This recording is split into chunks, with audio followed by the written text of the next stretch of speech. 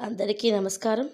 ఈరోజు వీడియోలో మనిషి మరణించే సమయం ముందే తెలిస్తే మనం తప్పించుకోగలమా? విధి రాత నుండి తప్పించుకునే శక్తి మానవులకు ఉంటుందా? మనకు మన మరణం గురించి ముందే తెలిస్తే ఆ మరణానికి మానవుడు తప్పించుకోగలడా అనే విషయం గురించి ఈ క్రింది వీడియోలో పూర్తిగా తెలుసుకుందాం. ఈ విషయం గురించి చిన్న కథలో మనం తెలుసుకుందాం. ఈ కథలోని ముఖ్య ఉద్దేశాన్ని మాత్రమే మీరు గ్రహించగలరు. పూర్వం ఒక ఊరిలో ఒక గొప్ప పండితుడైన బ్రాహ్మణుడు ఉండేవాడు. అతడు ఒక రోజున ఊరిలో ఉన్న తన చిన్ననాటి స్నేహితుడిని కలవటానికి వెళుతున్నాడు. ఆ చిన్ననాటి స్నేహితుడు మూగవాడు, అలాగే ఒకే ఒక కాలు మాత్రమే ఉన్న వికలాంగుడు. అలా ఆ పండితుడు స్నేహితుడిని కలవటానికి ప్రొద్దున్నే బయలుదేరాడు. ఆ ఊరు చేరాలంటే మధ్యలో 2-3 ఊర్లు దాటాలి. అలా ఆ పండితుడు నడుచుకుంటూ బయలుదేరాడు. అలా వెళ్తున్న అతనికి మార్గ మధ్యంలో ఒక వ్యక్తి కలిశాడు. అప్పుడు ఆ పండితుడు ఆ వ్యక్తి పేరు అడగగా తన పేరు మహాకాలుడు అని చెప్తాడు. అప్పుడు ఆ పండితుడు ఎలాగో నడుస్తూనే వెళ్ళాలి కదా, ఇతనితో మాట్లాడుకుంటూ వెళ్ళొచ్చు అని అనుకున్నాడు. అలా ఇద్దరూ మాట్లాడుకుంటూ ముందుకు వెళ్తున్నారు.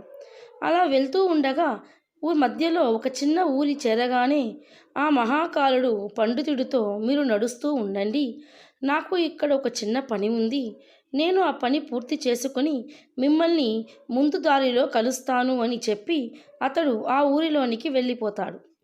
పండితుడు సరే అని ముందు చెప్పి వెళ్ళాడు. ఆ కొద్దిసేపటికే ఆ ఊరిలో ఒక వ్యక్తిని పశువులు తొక్కి చంపేశాయి అనే వార్త పండితునికి తెలిసింది. కొద్దిసేపటికి ఆ మహాకాలుడు వచ్చి బ్రాహ్మణుడితో నడుస్తున్నాడు. అలా ఇద్దరూ కలిసి నడుస్తూ ఉండగా చీకటి పడిపోతుంది. అప్పుడు ఆ పండితుడు, చూడు ఇప్పుడు చీకటి పడింది, మనం ఈరోజు రాత్రికి ఈ ఊరి పక్కనే ఉన్న గుడిలో నిద్రిద్దాం, తెల్లవారిగానే మళ్ళీ ప్రయాణం మొదలు పెడతామని అంటాడు. అప్పుడు ఆ మహాకాలుడు, సరే నువ్వు ఇక్కడే ఉండు, నాకు ఈ ఊరిలో ఒక ముఖ్యమైన పని ఉంది, ఆ పనిని పూర్తి చేసుకోగానే వెంటనే నేను ఇక్కడికి వస్తాను అని చెప్పి ఆ వ్యక్తి ఆ ఊరిలోకి వెళ్తాడు. అతడు వెళ్ళిన కొద్దిసేపటికి ఆ ఊరికి మంటలు అంటుకుంటుంది. అప్పుడు ఆ పండితుడు, ఆ మహాకాలుడు వెళ్ళిన ప్రతి చోట ఏదో ఒక అనర్థం జరుగుతుంది, ఇతను వెళ్తే అక్కడ ఏం జరుగుతుంది అని అనుమానం ఇతనికి వస్తుంది. ఆ కొద్దిసేపటికే మహాకాలుడు వచ్చేశాడు. కానీ పండితుడు అతనిని మాత్రం ఏమీ అడగలేదు. పొద్దున్నే లేవగానే ఇద్దరూ ప్రయాణాన్ని ప్రారంభించారు. మళ్ళీ కొద్ది దూరం వెళ్ళగానే ఇంకో ఊరికి చేరుకున్నాడు. అప్పుడు ఆ మహాకాలుడు, నువ్వు ముందుకు నడుస్తూ ఉండు, నాకు ఈ ఊరిలో ఒక చిన్న పని పడింది, అది ముగించుకొని నేను నిన్ను ముందు దారిలో కలుస్తాను అని చెప్పి అతను ఆ ఊరిలోకి వెళ్ళిపోయారు. ఈసారి పండితుడు ముందుకు వెళ్లకుండా అక్కడే నిలబడి వేచి చూస్తున్నాడు. ఆ కొద్దిసేపటికే ఆ ఊరిలో ఒక వ్యక్తి పాము కరిచి మరణం జరిగింది. అది గమనించిన ఆ పండితుడు ఆ మహాకాలుడు దగ్గరికి వెళ్ళి, ప్రతి చోటు ఏదో ప్రమాదం ఖచ్చితంగా జరుగుతుంది, ఇందులో ఏదో విషయం ఉంది, అతను వచ్చిన తర్వాత వెంటనే అడిగి తెలుసుకోవాలి అని అనుకుంటాడు. ఆ కొద్దిసేపటికే మహాకాలుడు పండితుడి దగ్గరికి చేరుకున్నాడు. అప్పుడు ఆ పండితుడు, చూడు నేను నిన్ను గమనిస్తూనే ఉన్నాను, నువ్వు ఏ ఊరిలోకి వెళ్ళినా నువ్వు వెళ్ళిన కొద్దిసేపటికే అక్కడ ఏదో ఒక ప్రమాదం జరుగుతుంది, ఎవరో ఒకరు మరణిస్తూనే ఉన్నారు, అసలు నువ్వు ఎవరు అని అడుగుతాడు. అప్పుడు ఆ మహాకాలుడు, మహాత్మా, మీ మహాజ్ఞానవంతులు, మహాత్ములతో కలిసి నడిస్తే మంచి జరుగుతుందని నేను మీ వెంట నడుస్తున్నాను, నన్ను మీరు గుర్తుపట్టలేదా? నేను ఒక యమదూతను. ఆ యమధర్మరాజు ఆజ్ఞతో ప్రాణాలను హరిస్తూ ఉంటాను. ఇప్పుడు నేను వెళ్ళిన ఊరిలో వారి ఆయువులు తీరిపోయాయి, అందువల్ల వారి ప్రాణాలను హరించి వస్తున్నాను అని అంటాడు. అప్పుడు ఆ పండితుడు ముందు కొద్దిగా భయపడినా తరువాత ధైర్యం తెచ్చుకొని, నాయనా నువ్వు నిజంగా యమదూతవే అయితే నాకు ఒక విషయం చెప్పు, నువ్వు తర్వాత తీయబోయే ప్రాణం ఎవరిది అంటూ అడుగుతాడు. అప్పుడు ఆ యమదూత, మహాత్మా, తర్వాత చనిపోయేది ఎవరో కాదు, మీరు ఇప్పుడు కలవటానికి వెళుతున్న మీ చిన్ననాటి మిత్రుడే. అతని చావుకి కారణం కూడా నువ్వే అవబోతున్నావు. నీ వల్లనే అతను మరణిస్తాడు అని చెప్తాడు. అప్పుడు ఆ పండితుడు చాలా బాధపడతాడు. ఒకవేళ అది నిజమై కానీ యమదూత అయితే ఈయన చెప్పింది ఖచ్చితంగా జరుగుతుంది. నా వల్ల నా ప్రియమిత్రుడు మరణిస్తాడు. అలా జరగకూడదు. నేను వెళ్ళి కలిస్తేనే కదా నా వల్ల మరణిస్తాడు. అందువల్ల నేను తనను కలవను. నేను కలవకపోతే అతను మరణించడు అని అనుకుని ఆ పండితుడు స్నేహితుడి దగ్గరకు వెళ్లకుండా అక్కడే ఆగిపోతాడు. అప్పుడు ఆ యమదూత, మహాత్మా, మీరు మనసులో ఏం ఆలోచిస్తున్నారో నాకు తెలుసు. మేము మిత్రుని కలవకపోయినా అతని తలరాత మారదు. నీ మిత్రుని మృతిని విలయించబడింది. దానిని ఎవరూ మార్చలేరు.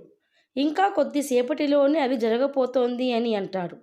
ఆ యమదూత ఆ మాటలను విన్న పండితులు చాలా బాధపడ్డాడు. నా మనసులో నేను అనుకున్న మాటలు ఈ వ్యక్తికి తెలుస్తున్నాయి. అంటే ఇతను ఖచ్చితంగా యమదూతనే. ఇతని మాట ఖచ్చితంగా జరుగుతుంది. నా వల్ల నా మిత్రుడు మరణిస్తాడు. అందువల్ల నేను వచ్చిన దారిలోనే వెనక్కి వెళ్ళిపోతాను అంటూ ఇంటికి తిరిగి వెళ్ళిపోతున్నాడు. అలా వెనక్కి తిరిగి వెళ్తుండగా స్వయాన తన మిత్రుడే తన వైపు వేగంగా రావడం చూస్తాడు. తన స్నేహితుడు చాలాసేపటి నుండి తన వెంట వస్తున్నట్లు అనిపించింది.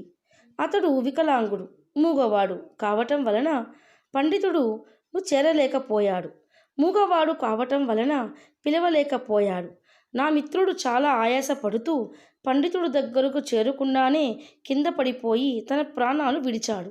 అప్పుడు ఆ పండితుడు భయంతో వణికిపోతూ ఆ యమదూత వైపు చూసి అసలు ఏం జరిగింది, నా మిత్రుడు ఎలా మరణించాడు అని అడుగుతాడు.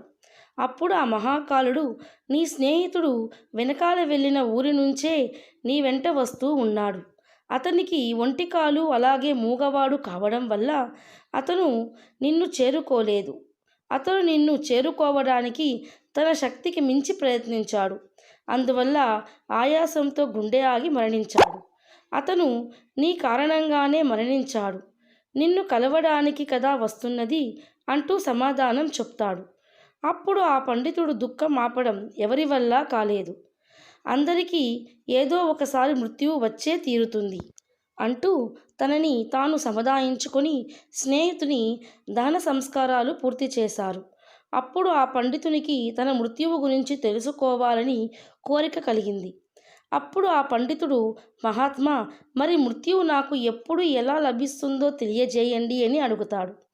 అప్పుడు ఆ యమదూత, సాధారణ జీవులకు మృత్యువు గురించి ముందే తెలుసుకోవడం మంచిది కాదు. ఎవరైనా సరే తమ మరణాన్ని గురించి ముందే తెలుసుకొని దుఃఖాన్ని పొందుతారు. కానీ మీరు చాలా జ్ఞానవంతులు. అలాగే మీ మిత్రుని మరణాన్ని కూడా తప్పించలేరు అని సత్యాన్ని తెలుసుకున్నారు. అందువల్ల నీ మృత్యువు గురించి నీకు తెలిసినా మీరు అంతగా దుఃఖించరు. అందువలన నేను మీకు మరణ రహస్యాన్ని చెబుతాను. నీ మరణం ఈ రోజు నుండి సరిగ్గా 6వ నెలలో సరిగ్గా ఇదే రోజున పక్క రాజ్యంలో ఉరివేసి చంపుతారు. అలా మీకు మరణం సంభవిస్తుంది. ఆశ్చర్యం కలిగించే విషయం ఏమిటంటే మీరు నవ్వుతూనే ఆ ఉరిని స్వీకరిస్తారు అని చెప్పి ఆ మహాకాలుడు అక్కడ నుండి వెళ్ళిపోయాడు. ఆ తరువాత పండితుడు కూడా తన ఊరికి వెళ్ళిపోయాడు. ఎంతటి పండితుడైనా తన మరణం గురించి ఖచ్చితంగా తెలిస్తే భయం కలుగుతుంది.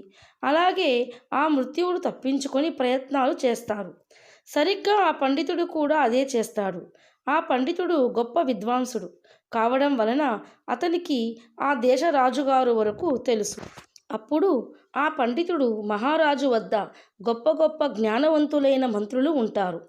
వారి దగ్గర వెళ్ళి నా గురించి చెబితే వారు మృత్యువును ఆపేవాడు ఏదో ఒక ప్రయత్నం చేస్తారు అని ఆలోచించి మరునాడు ఉదయాన్నే రాజ్యసభను చేరుకొని జరిగిన వృత్తాంతం మొత్తం చెబుతాడు.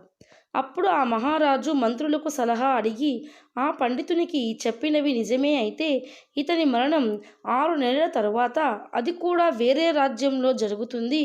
అందువలన వచ్చే 6 నెలలు ఈ కోటలోనే ఉండాలని, దానికి కావలసిన అన్ని సౌకర్యాలు ఏర్పాటు చేయమని, రాజు అనుమతి లేకుండా ఈ పండితుడికి ఎవరూ కూడా కలవకూడదు, అలాగే పండితుడు మాత్రం స్వేచ్ఛగా తిరగవచ్చు అని ఆదేశించాడు. ఎందుకంటే పండితుడికి తిరిగే స్వేచ్ఛ లేకపోతే అతనిని బంధించినట్లుగా అవుతుందని స్వేచ్ఛని ఇచ్చాడు. రాజు ఆ పండితుడు మృత్యువుకు భయపడే కోటను విడిచి రావటం లేదు. కోటలోనే ఉంటున్నారు. కాలం గడుస్తూ ఉంది. చివరికి పండితుడికి మృత్యువు సంభవించే రోజు వచ్చేసింది. తెల్లవారితే మరణం సంభవించే రోజు. అప్పుడు ఆ పండితుడు, నేను బయటికి వెళితేనే కదా మరణం, ఎలాగో బయటికి వెళ్ళను, ఇక్కడే ఉంటాను, ఇక్కడే ఉంటే మరణం సంభవించదు, ఇక నేను మరణాన్ని తప్పించుకున్నట్లే అని అనుకుని ఆనందంగా ఆ రోజు రాత్రి తొందరగా నిద్రపోయించాడు. ఆ పండితునికి నిద్రలో నడిచే అలవాటు ఉంది. ఆ విషయం అతనికి కూడా తెలియదు. అలా ఆ పండితుడు నిద్రలో నడుచుకొని కోట బయటకు చేరుకొని ఆ గుర్రపు బండి మీద కూర్చున్నాడు. ఆ పండితుడికి ఎక్కడికైనా తిరిగి వచ్చే స్వేచ్ఛ ఉంది కాబట్టి అతనిని ఎవరూ ఆపలేదు. అలా అతను గుర్రపు బండి పైన వెళుతూ పక్కనే ఉన్న రాజ్యంలోనికి ప్రవేశించాడు. రాత్రి సమయం కావటం వలన అందరూ గాఢ నిద్రలో ఉన్నారు. ఆ పండితుడు గుర్రపు బండిని నేరుగా మహారాణి పడక గదిలోకి వెళ్ళి మహారాణి మంచం పైన పడుకున్నాడు. తెల్లవారుగానే ఆ మహారాజు ఆ పండితుడిని మహారాణి పక్కన పడుకొని ఉండడం చూసి కోపంతో ఊగిపోయాడు. వెంటనే భటులను పిలిపించి ఆ పండితుడిని వెంటనే బంధించేశాడు. ఆ పండితుడికి ఏమీ అర్థం కావటం లేదు. అసలు తాను ఈ రాజ్యంలోకి ఎలా వచ్చాడో తెలియటం లేదు. ఆ పండితునికి రాజ్యసభలో ప్రవేశపెట్టాడు. ఆ పండితుడిని చూడగానే కోపంతో ఊగిపోతూ పండితునికి ఉరిశిక్ష విధించాడు. ఉరిశిక్ష అనగానే పండితుడు భయపడిపోయి, మహారాజా, నన్ను క్షమించండి, నేను ఇక్కడికి ఎలా వచ్చానో నాకు తెలియదు, నాకు ముందే తెలుసు ఈరోజు ఖచ్చితంగా నాకు మరణం సంభవిస్తుందని, దాని ప్రకారమే ఇదంతా జరుగుతుందని అంటాడు. అప్పుడు ఆ మహారాజు, ఏమిటి, నీకు మరణం సంభవిస్తుందని నీకు ముందే తెలుసా అని మహారాజు అడుగుతాడు. అప్పుడు ఆ పండితుడు గత 6 నెలల నుంచే జరిగిన మొత్తం కథను మహారాజుకు చెప్పేస్తాడు. అది విన్న మహారాజుకు ఇదంతా నమ్మశక్యంగా లేకపోయినా ఆ పండితుడితో, చూడు, నువ్వు చెప్పేది నిజమే అయితే ఆ మహాకారుడు చెప్పినట్లు నిజంగా జరిగితే నీ చావుకు నేనే కారణం కావాలనుకోవడం లేదు. ఒకవేళ నువ్వు చెప్పేది అబద్ధమని తేలితే నీకు ఈరోజు మరణశిక్ష తప్పదు అని చెప్పి పండితునికి ఆశ్రయమిచ్చిన మహారాజుకి మంచి స్నేహితుడు కావటం వలన భటులతో ఒక లేఖను పంపించాడు. అందులో పండితుడు చెప్పినవి నిజమా కాదా అని తెలుసుకోవాలనుకున్నాడు. లేక నేను తీసుకువెళ్ళిన భటులు సాయంత్రానికి తిరిగి వచ్చి, మహారాజా, ఈ పండితుడు చెప్పింది పూర్తిగా వాస్తవమే.